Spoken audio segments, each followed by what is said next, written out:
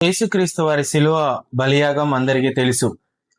ప్రతి సంవత్సరము కూడా గుడ్ ఫ్రైడే రోజు 7 మాటలు మనం ధ్యానించుకుంటూ ఉంటాం. ఆ 7 మాటలు కూడా ప్రభువారు ఎంతో శ్రమపడుతూ, ఆయన హింసించబడుతున్నా, ఆయన శిలువ మీద వ్రేలాడుతూ, కఠినమైన పరిస్థితులు ఎదుర్కొంటున్న ఆయన అద్భుతంగా 7 మాటలు మాట్లాడాడు. ఆ 7 మాటల్లో మొదటి మాటగా మనం చూసినట్లయితే లూకా రాసిన సువార్త 23వ అధ్యాయము 34వ వచన భాగంలో ఈ రకంగా చెప్పబడుతుంది. యేసు, తండ్రి, వీరేమి చేయుచున్నారో వీరెరుగరు గనుక వీరిని క్షమించమని చెప్పెను.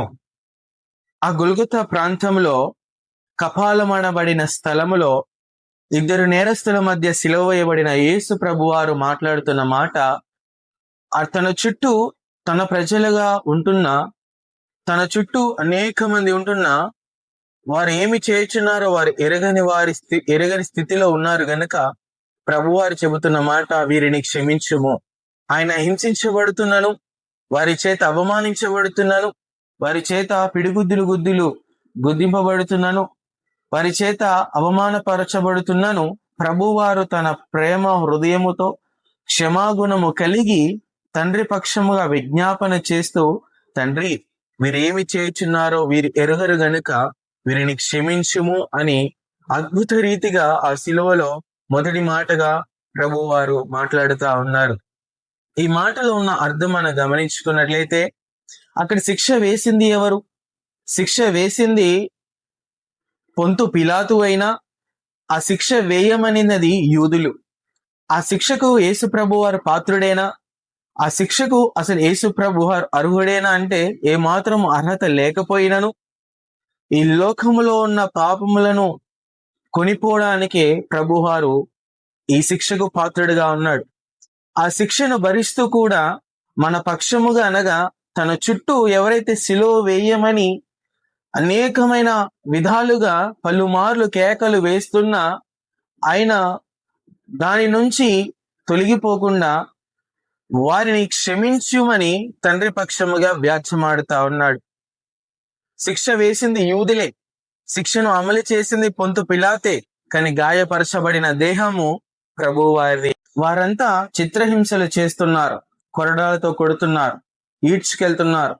శిక్ష అనేది ఎంత భయంకరంగా అమలు చేశారంటే, తన దేహము నాగటి చాల వలె దున్నబడింది, తన శరీరము ఎంతగా గాయపరచబడింది అంటే, అలాంటి స్థితిలో కూడా ప్రభువారు క్షమాగుణము కలిగి వారి పక్షముగా విజ్ఞాపన చేస్తూ అద్భుత రీతిగా చెబుతున్న మాట ఏమిటంటే, తండ్రి, వీరేమి చేయుచున్నారో వీరు ఎరుగరు గనుక వీరిని క్షమించుము అంటా ఉన్నాడు.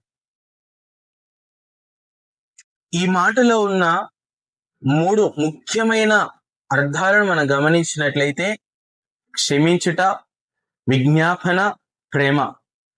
ఆయనను ఎంతగా హింసిస్తున్నా వారి పక్షముగా ఉన్నతమైన హృదయముతో ప్రభువారు తండ్రి ఎదుట విజ్ఞాపన చేస్తూ చెబుతున్న మాట, వీరు ఏమి చేయుచున్నారో వీరు ఎరుగరి వారు గనుక వీరిని క్షమించుము అంటా ఉన్నాడు.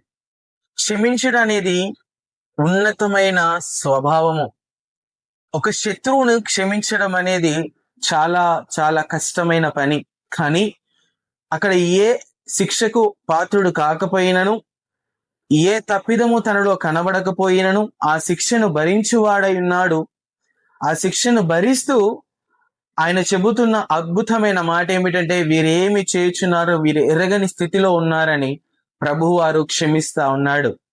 దైవిక స్వభావం మనం గమనించినట్లయితే, శిక్షించవలసిన చోటే ప్రేమించి శిక్షను తొలగించి ఆ శిక్ష నుంచి తప్పించమని వేడుకోవడమే దైవిక స్వభావము కలిగిన వాడు ప్రభు అయిన యేసుక్రీస్తు వారు. అదే రీతిగా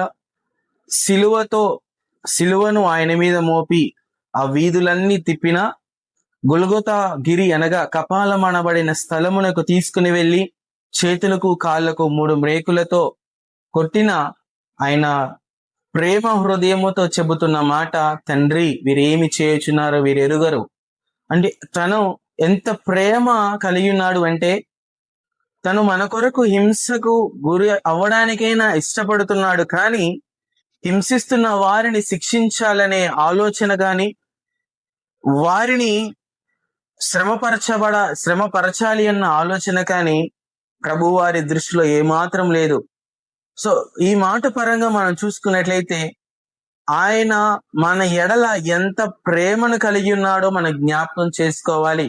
ఈ మొదటి మాటలో దేవుడు మన ఎడల కలిగిన ప్రేమ తన మరణమవుతున్నాడని గుర్తి ఎరిగినా కానీ, తను మరణానికి అప్పచెప్పబడుతున్నాడని తెలిసినా కానీ మన ఎడల తన ప్రేమను వెల్లడిపరిచాడు.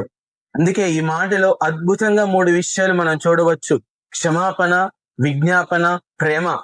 ప్రేమతో కూడిన విజ్ఞాపనలో ఆయన క్షమించమని శత్రువుల పక్షముగా నిలబడి వ్యాజ్యమాడుతున్నాడు. ఇదే మొదటి మాటలో ఉన్న అర్థము.